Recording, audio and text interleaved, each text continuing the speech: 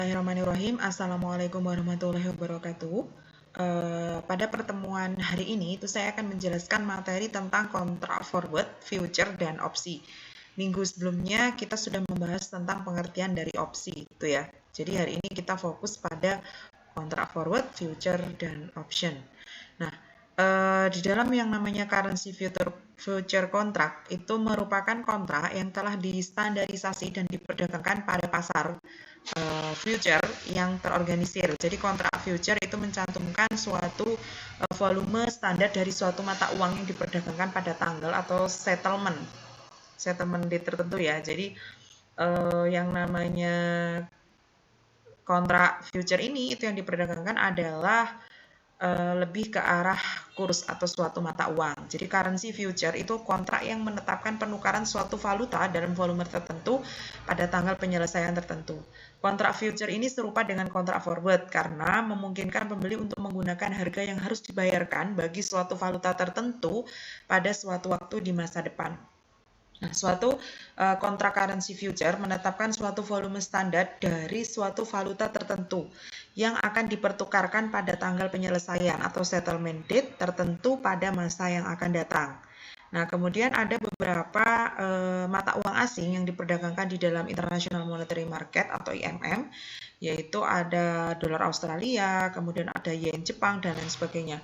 Nah, transaksi perdagangan itu dilakukan dengan face-to-face di trading floor yang disiapkan oleh IMM, oleh International Monetary Market. Jadi ada pasar bursa yang memang khusus untuk melakukan pertukaran mata uang asing atau perdagangan mata uang asing melalui broker yang berbeda dengan forward contract yang dinegosiasikan melalui telepon.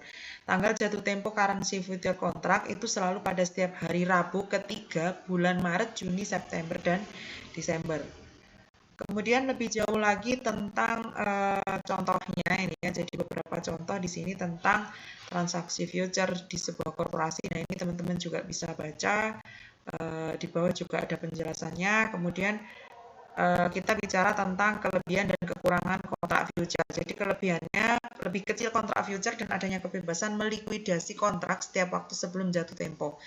Kontrak future yang diperdagangkan di pasar terorganisir dan jelas. Kemudian kekurangannya, keterbatasan jumlah mata uang yang diperdagangkan karena tidak semua mata uang itu diperdagangkan di dalam kontrak future. Kemudian terbatasnya tanggal penyerahan, kakunya jumlah kontrak mata uang yang diserahkan.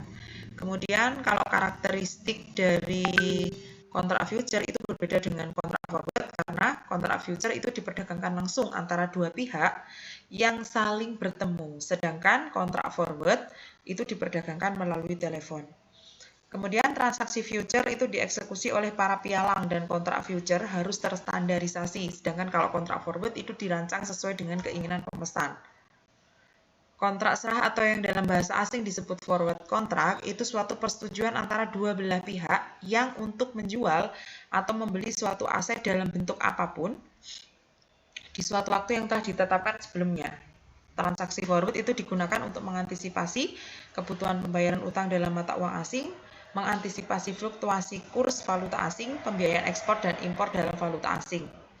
Kalau currency forward, perjanjian pribadi antara dua individu yang dapat menandatangani kontrak apapun yang mereka setujui. Kontrak forward currency ini perjanjian antara sebuah perusahaan dengan sebuah bank komersial untuk menukar sejumlah mata uang tertentu dengan kurs nilai tukar tertentu pada tanggal tertentu di masa yang akan datang. Ya.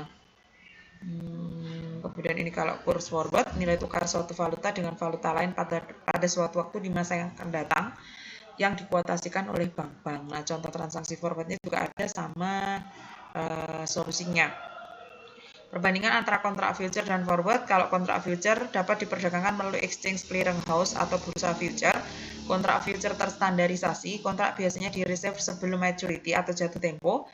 Daily margin trading settlement, jadi penentuan margin penjualan itu setiap hari, kemudian terdapat beberapa kali saat penyerahan. Kalau kontrak forward, kontrak diperdagangkan melalui over the counter atau direct transaction, ya. Jadi di luar pasar bursa atau melalui transaksi langsung. Kontrak forward itu tidak terstandarisasi. Kalau kemudian kontrak diakhiri pada masa expiration date, kemudian expiredly cash settlement. Nah itu. Ini perbandingannya. Kemudian kalau currency option itu opsi itu kan perjanjian memberi kepada si pemilik opsi atau pembeli opsi untuk membeli atau menjual kontrak di masa yang akan datang pada harga tertentu atau specific price. Nah, opsi itu kontrak resmi yang memberikan hak untuk membeli atau menjual sebuah aset pada harga tertentu dan dalam waktu yang tertentu. Opsi itu juga merupakan salah satu instrumen di dunia pasar modal atau derivatif untuk meminimalisasi resiko dan sekaligus memaksimumkan keuntungan dengan daya ungkit yang lebih besar. Untuk jenis hak yang dimiliki oleh pemegang option itu ada dua, ada call option sama ada put option ya. Kalau call option itu memberikan hak membeli sesuatu kepada pemegangnya. Kalau put option memberikan hak menjual sesuatu kepada pemegang. Ada tipe-tipe opsi, itu ada European type option, ada American type option. Kemudian ada ini opsi valuta, tipe kontrak alternatif yang dapat dibeli atau dijual oleh para spekulan atau perusahaan-perusahaan.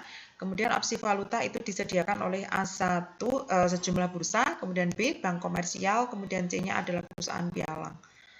Nah, ini untuk currency call option, kontrak yang memberikan hak untuk membeli suatu valuta tertentu pada kurs atau harga tertentu selama periode waktu tertentu. Currency call option itu diklasifikasikan menjadi 3, in the money, at the money, out of the money, di mana kurs berjalan melampaui lebih besar daripada striker price atau harga penyerahan. Kemudian kalau at the money, kurs berjalan sama, out of the money, kurs berjalan lebih rendah daripada striker price. Ini faktor yang mempengaruhinya ada kurs spot berjalan relatif, lamanya waktu sebelum tanggal jatuh tempo, variabilitas valuta. Nah, ini adalah contoh untuk currency option ya. Oke. Ini juga tinggal beberapa contoh. Oke, kira-kira itu yang bisa saya sampaikan. Terima kasih. Sekian. Assalamualaikum warahmatullahi wabarakatuh.